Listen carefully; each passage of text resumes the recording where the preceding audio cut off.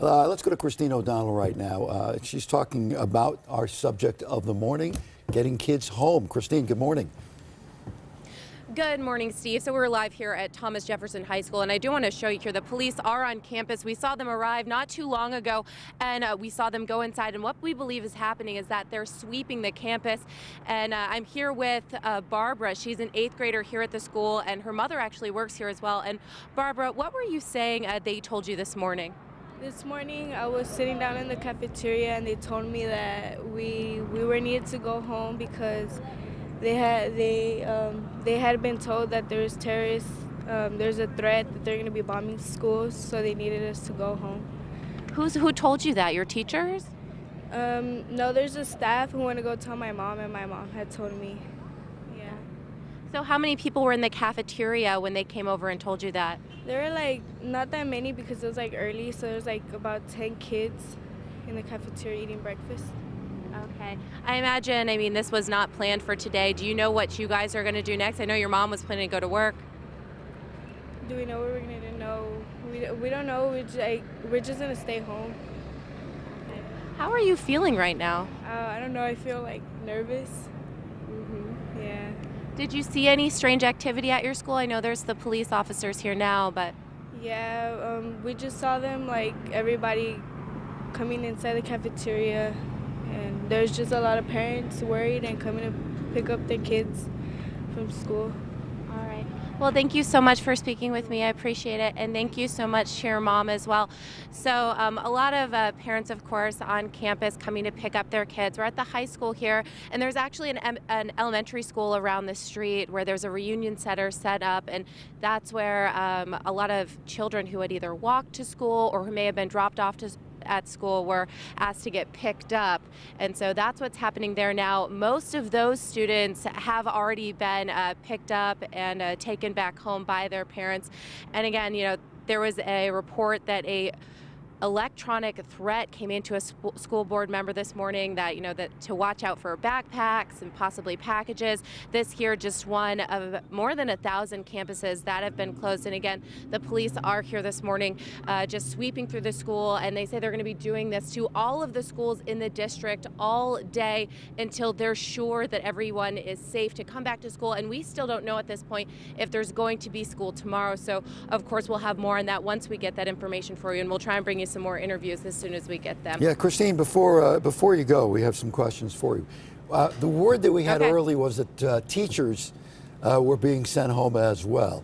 So are you aware, are all the teachers gone where you are?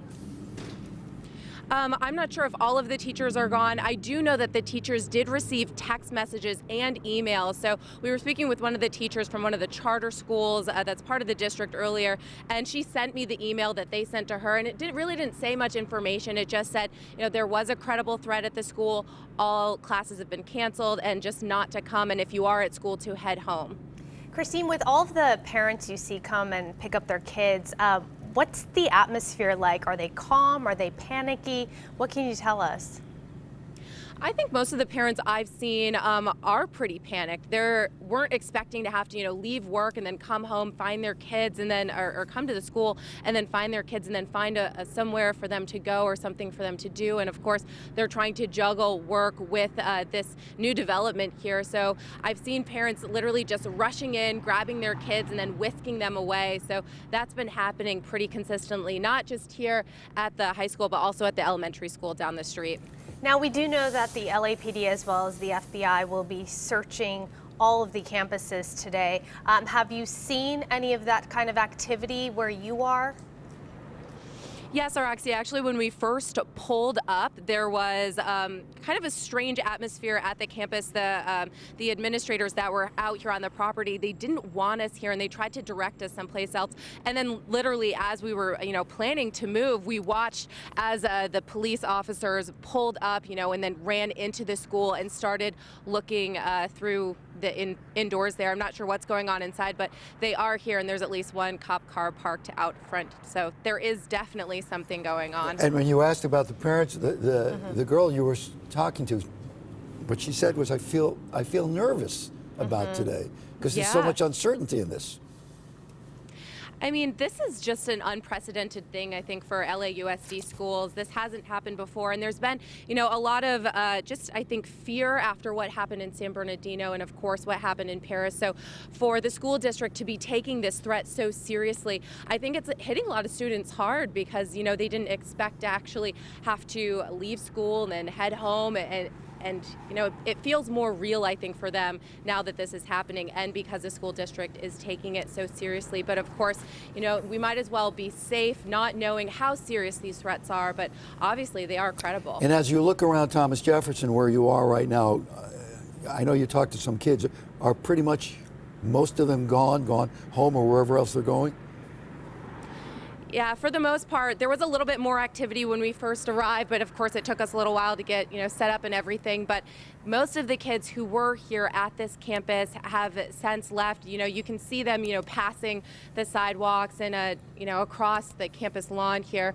But there's really not much activity going on. I happened to run into Barbara and her mother as she was whisking her away. They were really briskly walking, and I had to slow them down for a second just to ask them what is going on, what's going through their mind. And as you saw there, she was really nervous about not only speaking on camera, but just speaking in general about what's happening. I know you said when you first arrived, you were told you could be in a certain part of campus. I am a bit surprised you're right on campus, considering the fact that they're conducting some searches right now as we speak at Thomas Jefferson High School.